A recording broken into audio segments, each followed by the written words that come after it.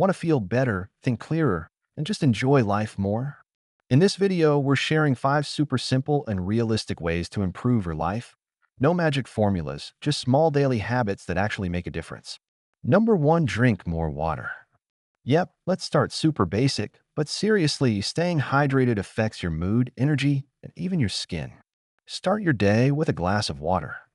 Easy win. Number 2, clean your space. Cluttered room equals cluttered mind. You don't need to deep clean. Just tidy up the space around you. It instantly feels better. Number 3, start journaling. Just a few lines. No need to write a novel. Just jot down what you're thinking or grateful for. It helps process stuff and boost your mood. Number 4, limit doom scrolling. Scrolling TikTok or news for hours. We've all been there. Set a timer or give yourself scroll-free hours. Your brain will thank you. Number 5, move your body, even just a bit.